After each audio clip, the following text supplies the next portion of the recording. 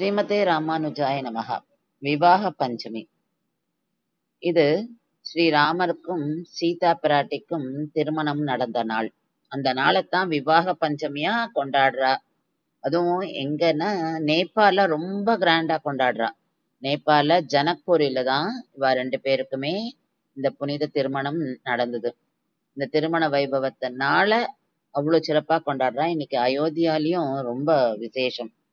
அதாவது சுக்லபக்ஷத்துல இருந்து 5வது நாள், மார்கசீர்ஷ மாசம் இந்து கேலண்டர்ல இது குறிப்பிடப்படுறது. இந்த நாளை விவாக பஞ்சமி அப்படின்னு ரொம்ப சிறப்பா கொண்டாடுறா. நம்ம பார்த்துட்டு இருக்க இந்த இடம் தான் அவளுடைய திருக்கல்யாணம் நடந்த இடம். இது ஜனக்பூர் என்ற இடத்துல இருக்கு, நேபாள்ல.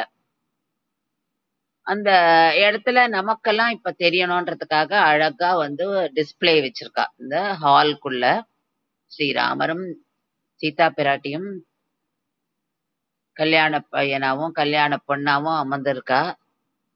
பக்கத்துல ரிஷிகள் யாகம் வளர்க்கறா, ராஜாக்கள், அவரோட மனைவிகள், எல்லாருடைய உருவங்களையுமே நம்ம இந்த ஹால்குள்ள பார்க்கலாம்.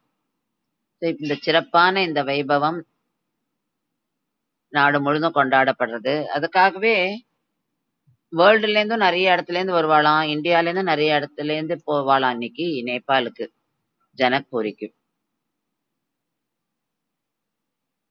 ஸ்ரீமதே ராமானுஜாய நமஹ.